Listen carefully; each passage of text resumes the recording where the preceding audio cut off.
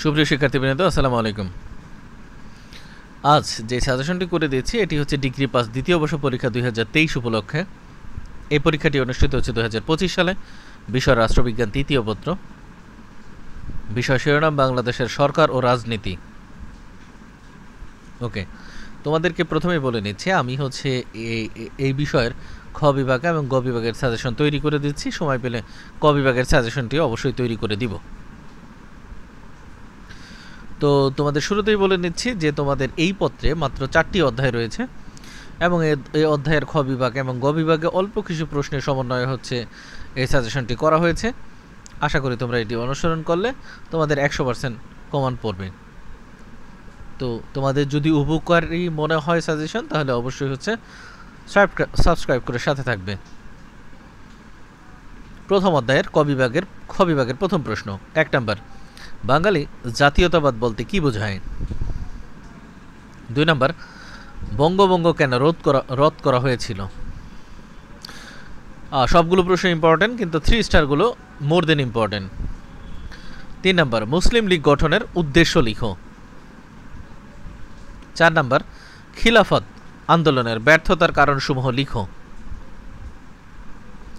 4 নম্বর, প্রাদেশিক স্বায়ত্তশাসন বলতে কি বুঝো? এটিও 3 স্টার দেওয়া। 6 নম্বর, লাহোর প্রস্তাব কি? অথবা লাহোর প্রস্তাবের প্রধান বৈশিষ্ট্যগুলো কি কি? 7 নম্বর, ক্রিপস মিশন কি? 8 নম্বর, মন্ত্রী মিশন পরিকল্পনা কি? 9 নম্বর, মাউন্ট ব্যাটেন পরিকল্পনা কি? তো এর মাধ্যমে হচ্ছে আমাদের প্রথম অধ্যায়ের খ বিভাগের 9টি প্রশ্ন শেষ হলো। এবার গ বিভাগের প্রশ্ন। 1 নম্বরে 1905 সালের বঙ্গভঙ্গের কারণসমূহ আলোচনা করো। 3 স্টার দেওয়া প্রশ্ন। 2 নম্বর, 1909 সালের মরলি মিন্টো সংস্কার আইনের বৈশিষ্ট্যগুলো আলোচনা করো। এটি অত্যন্ত গুরুত্বপূর্ণ, 3 স্টার দেওয়া। 3 নম্বর, 1935 সালের ভারত স্বাধীনতা আইনের বৈশিষ্ট্যগুলো আলোচনা করো।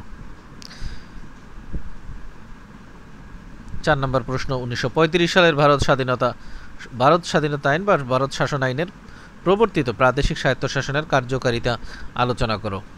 দেখো, গ বিভাগে 4টি প্রশ্ন দেওয়া আছে। 4টি প্রশ্ন অত্যন্ত ইম্পর্টেন্ট, 4টি প্রশ্ন আসার মতো প্রশ্ন, ভালো করে দেখে নিও। 5 নম্বরে 1956 সালের সংবিধানের মূল বৈশিষ্ট্যগুলো কি কি? এটা লেস ইম্পর্টেন্ট। এরপর আমরা 2 নম্বর অধ্যায়ে চলে যাব। 2 নম্বর অধ্যায়ের খ বিভাগের প্রথম প্রশ্ন, ভাষা আন্দোলনের কারণগুলো লিখো। 2 নম্বর, যুক্তফ্রন্ট কি? 3 নম্বর, 6 দফা কর্মসূচি কি? 4 নম্বর, 1969 সালের গণ অভ্যুত্থানের কারণ বর্ণনা করো। 5 নম্বর, 1970 সালের সাধারণ নির্বাচনের তাৎপর্য আলোচনা করো। 6 নম্বর, অপারেশন জ্যাকপট বলতে কি বুঝো? এটিও স্টার মার্ক দেওয়া, 4 নম্বর এবং 6 নম্বর। 7 নম্বর, মুজিবনগর সরকারের সম্পর্কে সংক্ষেপে লিখো। তো 4 নম্বর, 6 নম্বর, 7 নম্বর বেশি ইম্পর্টেন্ট। এরপর আমরা 2 নম্বর অধ্যায়ের যদি গ বিভাগে যাই, 1 নম্বরে হচ্ছে বাংলাদেশের অভ্যুদয়ের ভাষা আন্দোলনের অবদান আলোচনা করো। 2 নম্বরে বাঙালি জাতীয়তাবাদ বিকাশে ভাষা আন্দোলনের গুরুত্ব আলোচনা করো। 3 নম্বর, বাংলাদেশের স্বাধীনতা আন্দোলনে 6 দফা কর্মসূচির গুরুত্ব আলোচনা করো। 3টি প্রশ্ন স্টার মার্ক দেওয়া আছে, দেখো। 4 নম্বর প্রশ্ন, 1969 সালের গণ অভ্যুত্থানের কারণ ও প্রভাব ব্যাখ্যা করো।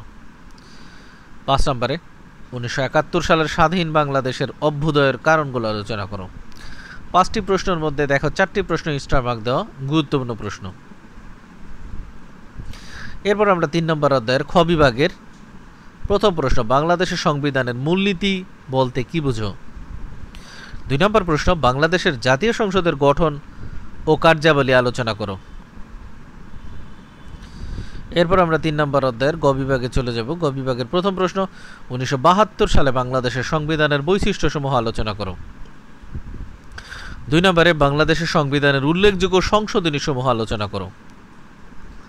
3 নম্বর, বাংলাদেশের প্রধানমন্ত্রীর ক্ষমতা ও কার্যাবলী আলোচনা করো। তো 3টে প্রশ্ন ইম্পর্টেন্ট, এর মধ্যে 1 নম্বরটা বেশি ইম্পর্টেন্ট। ওকে, আমরা 4 নম্বর অধ্যায়ে চলে যাই। 4 নম্বর অধ্যায়ের খ বিভাগের প্রথম প্রশ্ন, মৌলিক গণতন্ত্র কি? স্টার দেওয়া। 2 নম্বর, বেসামরিকীকরণ বলতে কি বুঝো? এটি হচ্ছে ইম্পর্টেন্ট। এরপর হচ্ছে আমরা 4 নম্বরে গ বিভাগে চলে যাব। গ বিভাগের প্রথম প্রশ্ন, বাংলাদেশের রাজনীতিতে রাজনৈতিক জোটের ভূমিকা আলোচনা করো। 2 নম্বর, বাংলাদেশের সংসদীয় গণতন্ত্রের সমস্যা ও সম্ভাবনা সম্পর্কে তোমার ধারণা ব্যাখ্যা করো। এটি অত্যন্ত গুরুত্বপূর্ণ প্রশ্ন। 3 নম্বর, বাংলাদেশের রাজনীতিতে বিরোধী দলের ভূমিকা আলোচনা করো। 4 নম্বর, বাংলাদেশে 1990 সালের গণ অভ্যুত্থানের কারণ ও ফলাফল আলোচনা করো। তো এই অধ্যায়ে 4টি প্রশ্নের মধ্যে তুমি দেখতে পাচ্ছ যে 2 নম্বর প্রশ্নটা অনেক বেশি গুরুত্বপূর্ণ। তো এর মাধ্যমে হচ্ছে তোমাদের সংক্ষিপ্ত সহজ সরল সাজেশনটি শেষ হলো। আশা করি এই সাজেশনটি অনুসরণ করলে তোমাদের 100% কমন পড়বে বলে আমি বিশ্বাস করি। তো তোমাদের পরীক্ষা কেমন হয় অবশ্যই জানাবে, আর কী কী সাজেশন তোমাদের প্রয়োজন এটিও আমাকে জানাবে। তো তোমাদের সবার জন্য শুভকামনা রইল। আল্লাহ হাফেজ।